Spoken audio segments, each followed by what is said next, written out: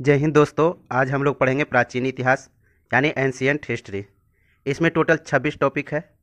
7 topic तक हम लोग कंप्लीट कर चुके हैं। आज हम लोग 2 टॉपिक कंप्लीट करेंगे, 8 और 9। 8वां में है शैव धर्म और 9वां में वैष्णव धर्म। तो आज हम लोग शैव धर्म और वैष्णव धर्म 2 टॉपिक को कंप्लीट करेंगे। तो चलिए आज हम लोग शैव धर्म को बारे में पढ़ते हैं। कहा जाता है भगवान शिव की पूजा करने वालों को शैव एवं शिव से संबंधित धर्म को शैव धर्म कहा जाता है। फिर से इसको पढ़ते हैं। भगवान शिव की पूजा करने वालों को शैव एवं शिव से संबंधित धर्म को शैव धर्म कहा गया है।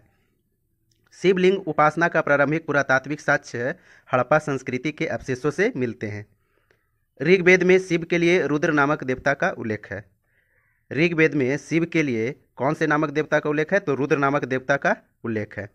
अथर्ववेद में शिव को भव, सर्व, पशुपति एवं भूपति कहा गया है।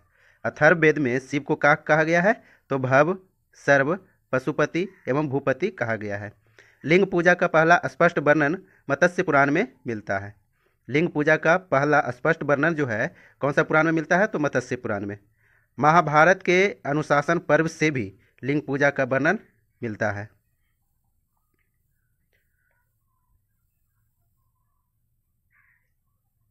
रुद्र के पत्नी के रूप में पार्वती का नाम तैत्तिरीय अरण्यक में मिलता है। रुद्र के पत्नी के रूप में पार्वती का नाम जो है तैत्तिरीय अरण्यक में मिलता है। शिव की पत्नी को सौम्य रूप है पद्मा, पार्वती, उमा, गौरी एवं भैरवी। वामन पुराण में शैव संप्रदाय की संख्या 4 बताई गई है। कौन सी पुराण में? तो वामन पुराण में। पहला है पाशुपत, दूसरा है कपालिक, तीसरा है कालामुख और चौथा है लिंगायत। पाशुपत संप्रदाय शैवों का सर्वाधिक प्राचीन संप्रदाय है। जो पाशुपत संप्रदाय है उस शैवों का सर्वाधिक प्राचीन संप्रदाय है। इसके संस्थापक लकुलिश थे। यानी पाशुपत संप्रदाय के संस्थापक कौन थे? लकुलिश थे, जिन्हें भगवान शिव के 18वां अवतारों में से एक माना जाता है।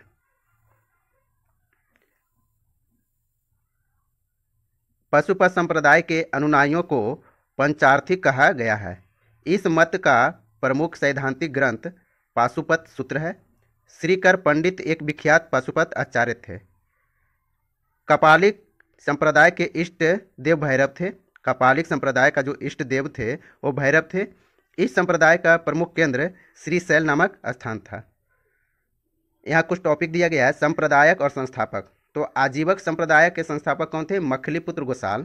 आजीवक संप्रदाय के संस्थापक कौन थे? मखलीपुत्र गोसाल। घोर अक्रियवादी के पुरन कश्यप। घोर अक्रियवादी संप्रदाय के संस्थापक कौन थे? पुरन कश्यप। यच्छावाद यादृच्छावाद संप्रदाय के संस्थापक कौन थे? आचार्य अजित। यादृच्छावाद संप्रदाय के संस्थापक आचार्य अजित। और भौतिकवाद संप्रदाय के संस्थापक कौन थे? पकुध कच्चायन। भौतिकवादी संप्रदाय के संस्थापक कौन थे? पकुध कच्चायन। और अनिश्चयवादी संप्रदाय के संस्थापक कौन थे? संजय बिठली पुत्र। अनिश्चयवादी के संजय बिठली पुत्र।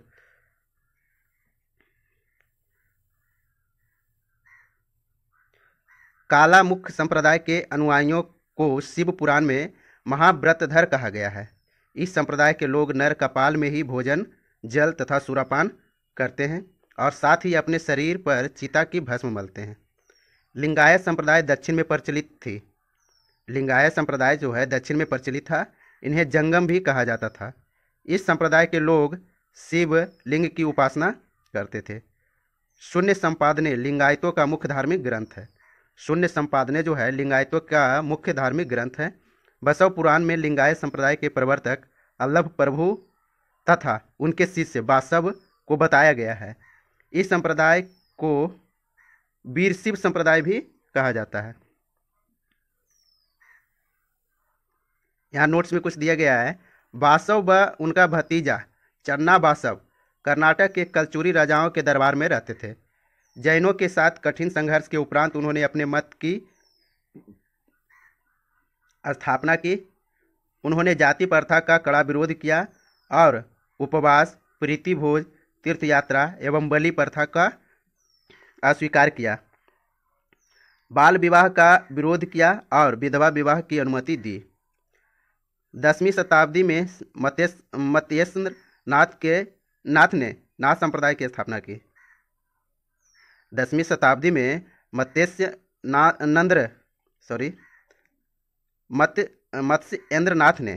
मत्स्येंद्रनाथ ने 10वीं शताब्दी में नाथ संप्रदाय की स्थापना की।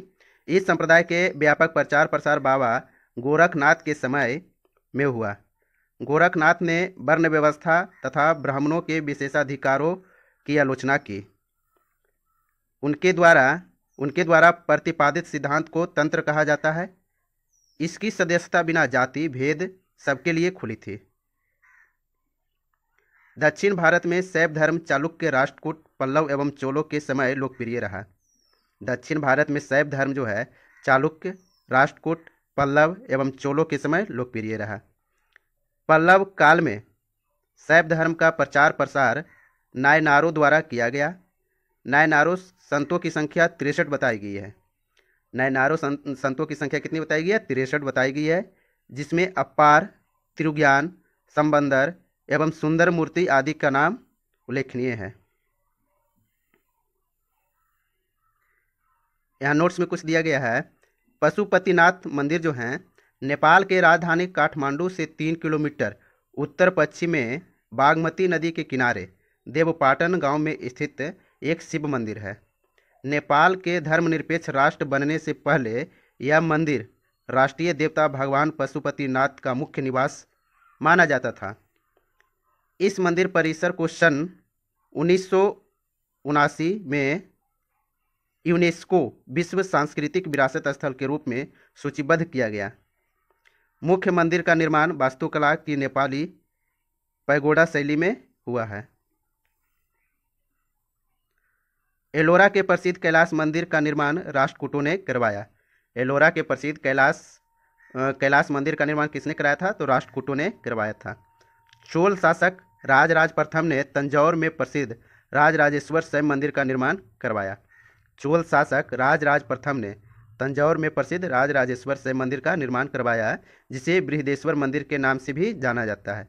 जिसे किस मंदिर के नाम से जाना जाता है? बृहदेश्वर मंदिर के नाम से जाना जाता है।